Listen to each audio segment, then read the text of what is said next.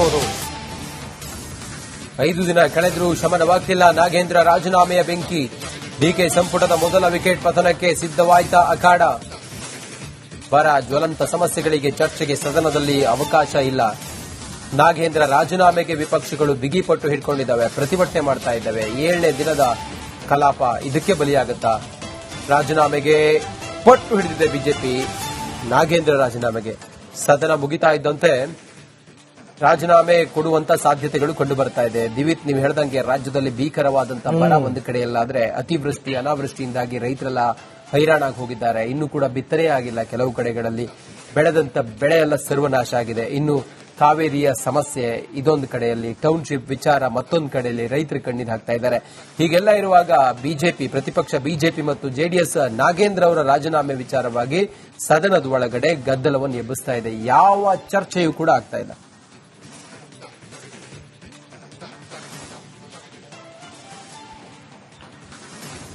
ಈ ಬಗ್ಗೆ ಮತ್ತಷ್ಟು ಮಾಹಿತಿಯನ್ನು ಕೊಡ್ತಾರೆ ನಮ್ಮ ಪ್ರತಿನಿಧಿ ಅಭಿಷೇಕ್. ಲೈವ್ ನಲ್ಲಿ ಜಾಯ್ನ್ ಆಗ್ತಿದ್ದಾರೆ. ಅಭಿಷೇಕ್, ಸದನ ಅನ್ನುವಂತ ಇರುವಂತದ್ದು, ಸಂಸತ್ ಏನ್ ಪಾರ್ಲಿಮೆಂಟ್ ಅನ್ನುವಂಥದ್ದು ಇರುವಂತದ್ದು, ಈ ಸದನ ಅನ್ನುವಂಥದ್ದು ಜನರ ಸಮಸ್ಯೆ ಬಗ್ಗೆ ಚರ್ಚೆ ಮಾಡಬೇಕು, ಜನರ ಸಮಸ್ಯೆಯನ್ನ ಇತ್ಯರ್ಥ ಮಾಡಬೇಕು.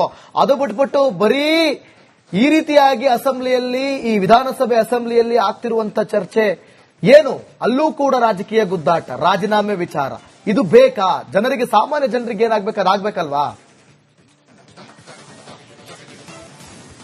ದಿವಿತ್, ಒಂದು ವಿಚಾರವನ್ನ ಗಮನಿಸಬೇಕಾಗಿರುವಂತದ್ದು, ಬಿಜೆಪಿ ಹಾಗೂ ಜೆಡಿಎಸ್ ರವರು ನಾಗೇಂದ್ರ ಈ ಕೂಡಲೇ ರಾಜೀನಾಮೆ ಕೊಡಬೇಕು ಅಥವಾ ರಾಜೀನಾಮೆಯನ್ನ ಹೈಕಮಾಂಡ್ ಪಡಿಬೇಕು ಅಂತ ಆಗ್ರಹ ಮಾಡ್ತಿರೋದ್ರಿಂದ ಸುಮಾರು 1 ವಾರಗಳಿಂದ ಇದೇ ನಡೀತಾ ಇದೆ. ಅಧಿವೇಶನದ ಅಂದ್ರೆ ಪರಿಷತ್ ಆಗಿರ್ಬೋದು, ಸಭೆ ಆಗಿರ್ಬೋದು, ಎರಡೂ ಕಡೆ ಇದೇ ಹೋರಾಟ ನಡೀತಾ ಇರುವಂತದ್ದು. ಇದೇ ಕಾರಣಕ್ಕೆ ಕಾಂಗ್ರೆಸ್ನಿಂದ ಈ ದೊಂಬರಾಟವನ್ನ ನಿಲ್ಲಿಸಿ ಅಂತ ಆಗ್ರಹವನ್ನ ಸಭೆಯಲ್ಲಿ ಇಟ್ಟಿರುವಂತದ್ದು, ಪರಿಷತ್ನಲ್ಲೂ ಕೂಡ ಇಟ್ಟಿರುವಂತದ್ದು. ಆದ್ರೆ ಬಿಜೆಪಿ ಹಾಗೂ ಜೆಡಿಎಸ್ ನ ಪ್ರತ್ಯಾರೋಪ ಏನು ಅಂದ್ರೆ 187 ಕೋಟಿ ರೂಪಾಯಿಯನ್ನ ಲೂಟಿ ಮಾಡಿ, ಅದು ಕೂಡ ವಾಲ್ಮೀಕಿ ಸಮುದಾಯದ ಅಥವಾ ದಲಿತರ ಹಣವನ್ನ ಲೂಟಿ ಮಾಡದಂತ ಒಬ್ಬ ಸಚಿವ ರಾಜೀನಾಮೆಯನ್ನ ಕೊಟ್ಟಿದ್ದೇನಕ್ಕೆ ಅಂದ್ರೆ ಆತನ ಮೇಲೆ ಆರೋಪ ಆಯಿತು. ಆತ ತಪ್ಪಿತಸ್ಥ ಅಂತ ಸಿದ್ದರಾಮಯ್ಯನವರು ಮುಖ್ಯಮಂತ್ರಿ ಆಗಿದ್ದಾಗ ಒಪ್ಕೊಂಡಿದ್ರು, ಜೈಲಿಗೂ ಕೂಡ ಹೋಗಿ ಬಂದಿದ್ದಾರೆ. ಇಂಥ ವ್ಯಕ್ತಿಯನ್ನ ವಾಪಸ್ ಸರ್ಕಾರದಲ್ಲಿ ಮುಂದುವರೆಸಿದ್ರೆ ಇನ್ನೂ ಎಷ್ಟು ಸಾವಿರಾರು ಕೋಟಿ ಲೂಟಿ ಹೊಡೆಯೋದಕ್ಕೆ ಆ ಸರ್ಕಾರ ಅವಕಾಶ ಮಾಡಿಕೊಡ್ತಾ ಇದೆ ಅನ್ನೋ ಪ್ರಶ್ನೆಯನ್ನ ಈಗ ಕಾಂಗ್ರೆಸ್ನ ಮುಂದಿಟ್ಟಿರುವಂತದ್ದು, ಅಂದ್ರೆ ಆಡಳಿತ ಪಕ್ಷದ ಮುಂದೆ ಇಟ್ಟಿರುವಂತದ್ದು. ಆದ್ರೆ ಕಾಂಗ್ರೆಸ್ನ ಲೆಕ್ಕಾಚಾರ ಯಾವ ರೀತಿ ಇದೆ, ಕಾಂಗ್ರೆಸ್ನ ಮಾತುಕತೆ ಯಾವ ರೀತಿ ಇದೆ ಅಂದ್ರೆ, ತಪ್ಪಿತಸ್ಥನಲ್ಲದೆ ಇರೋದ್ರಿಂದಲೇ ಅವರನ್ನ ಈಗ ಹೈಕಮಾಂಡ್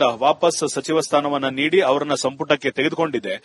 ಏನಾದ್ರೂ ಧರಣಿ ಮಾಡುವಂತದ್ದಿತ್ತು ಅಥವಾ ವಾಲ್ಮೀಕಿ ಹಗರಣಕ್ಕೆ ಸಂಬಂಧಪಟ್ಟಂತೆ ಪೂರ್ಣ ಪ್ರಮಾಣದಲ್ಲಿ ಉತ್ತರವನ್ನ ಕೊಡೋದಕ್ಕೆ ಸಿದ್ಧರಿದ್ದೇವೆ. ಆದ್ರೆ ಪ್ರಶ್ನೆಯನ್ನ ಹಾಕಿ ಯಾವ ರೀತಿ ವಿಧಾನಸಭೆ ಹಾಗೂ ಪರಿಷತ್ನಲ್ಲಿ ರೂಲ್ ಬುಕ್ ನ ಫಾಲೋ ಮಾಡ್ತಾರೆ, ಆ ರೀತಿ ರೂಲ್ ಬುಕ್ ನ ಅಡಿ ನೀವು ಪ್ರಶ್ನೆಯನ್ನ ಹಾಕಿ ಆವಾಗ ಚರ್ಚೆಯನ್ನ ಮಾಡೋಣ ಅಂತ ಹೇಳಿರುವಂತದ್ದು. ಆದ್ರೆ ಯಾವುದೇ ಕಾರಣಕ್ಕೂ ಕೂಡ ಬಿಜೆಪಿ ಹಾಗೂ ಜೆಡಿಎಸ್ ನಮ್ಮ ಹೋರಾಟವನ್ನ ಬಿಡೋದಿಲ್ಲ ಅಂತ ಹೇಳ್ತಿರುವಂತದ್ದು. ಮತ್ತೊಂದು ಕಡೆಗೆ ಕೌಂಟರ್ ಆಗಿ ಕಾಂಗ್ರೆಸ್ ನಿನ್ನೆಯಿಂದ ಹೊಸ ತಂತ್ರ ಆರಂಭ ಮಾಡಿರುವಂತದ್ದು.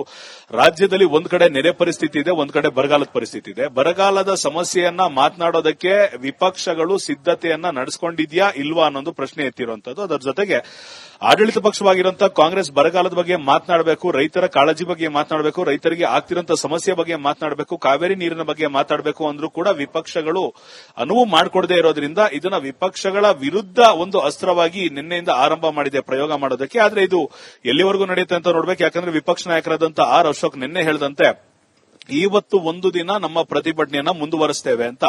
ಅಲ್ಲಿಗೆ ಮತ್ತೊಮ್ಮೆ ಸೋಮವಾರದಿಂದ ಶುಕ್ರವಾರದವರೆಗೂ ಏನ್ ಮಾಡ್ತಾರೆ ಅನ್ನೋದು ಕ್ಲಾರಿಟಿ ಸದ್ಯದ ಮಟ್ಟಿಗೆ ಬಿಜೆಪಿ ಹಾಗೂ ಜೆಡಿಎಸ್ಗೆ ಇಲ್ಲದೆ ಇರೋದು ನಾವು ಗಮನಿಸಬೇಕಾಗಿರುವಂತದ್ದು. ಮತ್ತೊಂದು ಕಡೆಗೆ ಕೇಂದ್ರದಲ್ಲಿ ಧರ್ಮೇಂದ್ರ ಪ್ರಧಾನ್ ರವರ ರಾಜೀನಾಮೆಯನ್ನ ಯಾವ ರೀತಿ ವಿಪಕ್ಷಗಳು ಪಡೀತು, ಅದೇ ರೀತಿಯಲ್ಲಿ ನಾಗೇಂದ್ರ ರವರ ರಾಜೀನಾಮೆಯನ್ನ ಪಡೆಯೋರ್ಗೂ ಕೂಡ ಬಿಜೆಪಿ ತನ್ನ ಪಟ್ಟನ್ನ ಸಡಿಲಗೊಳಿಸೋದಿಲ್ಲ ಅನ್ನೋ ಒಂದು ಮಾತುಗಳು ಕೇಳಿ ಬರ್ತಾ ಇದೆ. ಆದ್ರೆ ಎಷ್ಟರ ಮಟ್ಟಿಗೆ ಈ ಮಾತು ಚಾಲ್ತಿಗೆ ಬರುತ್ತೆ ಅನ್ನುವಂಥದ್ದು ಈಗ ಕಾದು ನೋಡಬೇಕಾಗಿರುವಂತಹ ತಂತ್ರವಾಗಿದೆ.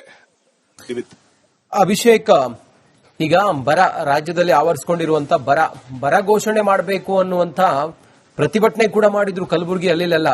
ಇವತ್ತು ಆ ವಿಚಾರ ಏನಾದ್ರೂ ಪ್ರಸ್ತಾಪ ಆಗ್ಬೋದಾ ಅಥವಾ ಮುನ್ನೆಲೆಗೆ ಬರ್ಬೋದಾ? ಬರ ಘೋಷಣೆ ಆದ್ರೆ ಪಾಪ ರೈತರೆಲ್ಲ ಉಸಿರಾಡ್ತಾರೆ. ಏನಾದ್ರೂ ಆ ಕುರಿತು ಮಾಹಿತಿ ಇದೆಯಾ?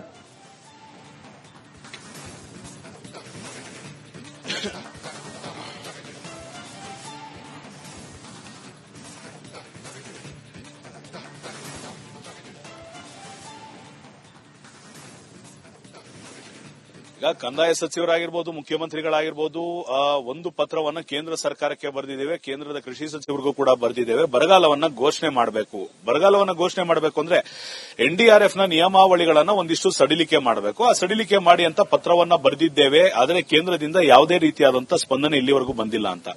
ಇದು ಒಂದು ವಿಚಾರ ಆಗುತ್ತೆ. ಎರಡನೇ ವಿಚಾರ, ಪ್ರಧಾನಮಂತ್ರಿಗಳಿಗಾಗಿರ್ಬೋದು, ಕೇಂದ್ರ ಸರ್ಕಾರಕ್ಕಾಗಿರ್ಬೋದು, ಕೇಂದ್ರ ಕೃಷಿ ಸಚಿವರಿಗೆ ಬರೆದಿದ್ರು ಕೂಡ ಪ್ರತಿಸ್ಪಂದನೆ ಬಂದಿಲ್ಲ ಅಂದ್ರೆ ಬರಗಾಲವನ್ನ ಘೋಷಣೆ ಮಾಡೋದಕ್ಕೆ ಇರುವಂತ ನಿಯಮಗಳನ್ನ ಸಡಿಲಗೊಳಿಸಬೇಕು ಅಂದ್ರೆ ಅದಕ್ಕೂ ನಿರ್ದಿಷ್ಟವಾದ ದಿನಾಂಕ ಇದೆ. ಆ ನಿರ್ದಿಷ್ಟವಾದ ದಿನಾಂಕದವರೆಗೂ ಮಳೆಯ ಪ್ರಮಾಣ ಕಡಿಮೆಯಾಗಿ ಸುಮಾರು 15 ದಿನಗಳ ಕಾಲ ಒಂದು ತೊಟ್ಟು ಕೂಡ ಮಳೆ ಬಿದ್ದಿರಬಾರದು. ಭೂಮಿ ಪೂರ್ತಿ ಬಾಯಿ ಬಿಡೋ ರೀತಿ ಆಗಿರಬೇಕು. ಒಂದಿಷ್ಟು ಈ ರೂಪುರೇಷೆಗಳು ಅಥವಾ ಸ್ಕೆಲಿಟಲ್ ಇಮೇಜ್ ಅಥವಾ ರೂಲ್ಸ್ ಅಂಡ್ ರೆಗ್ಯುಲೇಷನ್ಸ್ ಏನಿದೆ, ಆ ರೂಲ್ಸ್ ಅಂಡ್ ರೆಗ್ಯುಲೇಷನ್ಸ್ ನ ಮಾನದಂಡಗಳನ್ನ ಒಂದಿಷ್ಟು ಸಡಿಲಿಕೆಗೊಳಿಸಿ ಅಂತ ಪತ್ರ ಬರೆದಿರುವಂತದ್ದು. ಆದ್ರೆ ಈ ಸದ್ಯದ ಮಟ್ಟಿಗೆ ಸ್ಪಂದನೆ ಯಾಕೆ ಬಂದಿಲ್ಲ ಅಂದ್ರೆ ಕೇಂದ್ರದಿಂದ ಒಂದು ತಂಡ ಬಂದು ಈಗಾಗಲೇ ರಾಜ್ಯದಲ್ಲಿ ಸ್ಟಡಿ ಮಾಡ್ತಾ ಇದೆ. ಈಗಲೇ ಬರಗಾಲ ಘೋಷಣೆ ಮಾಡುವಂತ ಪರಿಸ್ಥಿತಿ ಇಲ್ಲ. ಅದರ ಜೊತೆಗೆ ಯಾವುದೇ ಕಾರಣಕ್ಕೂ ನಿಯಮಗಳನ್ನು ಸಡಿಲಿಕೆ ಮಾಡುವಂತಿಲ್ಲ ಅನ್ನೋ ಒಂದು ಆಂತರಿಕ ವರದಿಯನ್ನ ಸಲ್ಲಿಸಿದೆ. ಇದರ ನಡುವೆ ನಿನ್ನೆ ವಿಧಾನಸಭೆಯ ಸ್ಪೀಕರ್ ಅವರು ಹೇಳಿರೋ ಪ್ರಕಾರ 30ನೇ ತಾರೀಕು ಬರಗಾಲವನ್ನ ಘೋಷಣೆ ಮಾಡ್ತಾರೆ ಅಂತ. ಇದಕ್ಕೆ ಪ್ರತಿಸ್ಪಂದನೆಯಾಗಿ ಸಂಪುಟ ವಿಸ್ತರಣೆ ಆದಂತಹ ಸಂದರ್ಭದಲ್ಲಿ ಇದ್ದಂತಹ ಸಚಿವರಿಗೆ ಜಿಲ್ಲೆಗಳ ಜವಾಬ್ದಾರಿಯನ್ನು ನೀಡಲಾಗಿತ್ತು. ಯಾವ್ಯಾವ ಜಿಲ್ಲೆಯಲ್ಲಿ ಯಾವ್ಯಾವ ಪರಿಸ್ಥಿತಿ ಇದೆ, ಬರದ ಪರಿಸ್ಥಿತಿ ಇದೆ ಅಂತ ಒಂದು ವರದಿಯನ್ನ ಮಾಡ್ಕೊಂಬನ್ನಿ ಅಂತ ಸೂಚನೆ ನೀಡಲಾಗಿತ್ತು DK ಶಿವಕುಮಾರ್ ಅವರ ನೇತೃತ್ವದಲ್ಲಿ.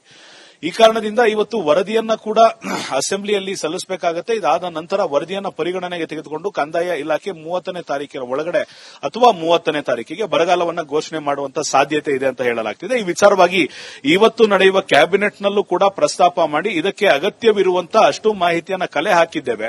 ಅದನ್ನ ಯಾವ ರೀತಿ ಡೇಟಾ ಕ್ಲಾಸಿಫೈ ಮಾಡಬೇಕು, ಯಾವ ರೀತಿ ಪ್ರೀವಿಯಸ್ ಇಯರ್ಗಳ ಜೊತೆ ಕಂಪ್ಯಾರಿಟಿವ್ ಸ್ಟಡಿ ಮಾಡಬೇಕು, ಅದಾದ ನಂತರ ಎಷ್ಟು ಪರಿಹಾರವನ್ನ ಕೇಂದ್ರಕ್ಕೆ ಕೇಳಬೇಕು ಅನ್ನೋ ಒಂದಿಷ್ಟು ವಿಚಾರಗಳನ್ನು ಕೂಡ ಮಾತುಕತೆ ನಡೆಸುವಂತ ಸಾಧ್ಯತೆ ಇದೆ ಕ್ಯಾಬಿನೆಟ್ನಲ್ಲಿ. ಅದಾದ ನಂತರ ಕ್ಯಾಬಿನೆಟ್ನಲ್ಲಿ ಪಾಸ್ ಆದ ನಂತರ ಅದನ್ನ ವಿಧಾನಸಭೆ ಹಾಗೂ ಪರಿಷತ್ನಲ್ಲೂ ಕೂಡ ಇವತ್ತು ಪಾಸ್ ಮಾಡುವಂತ ಅಥವಾ ಈ ಒಂದು ವಿಚಾರವನ್ನು ಪ್ರಸ್ತಾಪ ಮಾಡಿ ಈ ವಿಪಕ್ಷಗಳ ಅಭಿಪ್ರಾಯವನ್ನು ತೆಗೆದುಕೊಳ್ಳುವಂತ ಸಾಧ್ಯತೆ ಇದೆ. ಒಂದು ವೇಳೆ ಬರಗಾಲದ ವಿಚಾರವನ್ನು ಮಾತನಾಡುವಂತಹ ಸಂದರ್ಭದಲ್ಲೂ ಕೂಡ ಬಿಜೆಪಿ ಹಾಗೂ ಜೆಡಿಎಸ್ ಏನಾದರೂ ನಾಗೇಂದ್ರ ರಾಜೀನಾಮೆಗೆ ಪಟ್ಟು ಹಿಡಿದಿರುವುದನ್ನು ಮುಂದುವರೆಸಿದ್ರೆ ಖಂಡಿತವಾಗಿಯೂ ಕಾಂಗ್ರೆಸ್ ಇದನ್ನು ಅಸ್ತ್ರವಾಗಿ ಬಳಸಿಕೊಳ್ಳುತ್ತೆ. ಬರಗಾಲದ ವಿಚಾರವನ್ನ ಮಾತನಾಡ್ತಾ ಇದ್ದೇವೆ, ರೈತರ ವಿಚಾರವನ್ನ ಮಾತನಾಡ್ತಾ ಇದ್ದೇವೆ. ಇಂತಹ ಸಂದರ್ಭದಲ್ಲೂ ಕೂಡ ಇಲ್ಲಿ ರಾಜಕೀಯ ಮಾಡ್ತಿದ್ದಾರೆ ಅಂತ ಬಿಜೆಪಿ ಹಾಗೂ ಜೆಡಿಎಸ್ ಬಿಟ್ಟ ಬಾಣವನ್ನ ವಾಪಸ್ ಅವರ ಕಡೆಗೆ ತಿರುಗಿಸುವಂತ ಬಹುತೇಕ ಸಾಧ್ಯತೆಯನ್ನ ನಾವು ನೋಡ್ತಾ ಇದ್ದೇವೆ. ಓಕೆ ಅಭಿಷೇಕ್, ಥ್ಯಾಂಕ್ ಯು ನಿಮ್ಮೆಲ್ಲ ಮಾಹಿತಿಗಾಗಿ.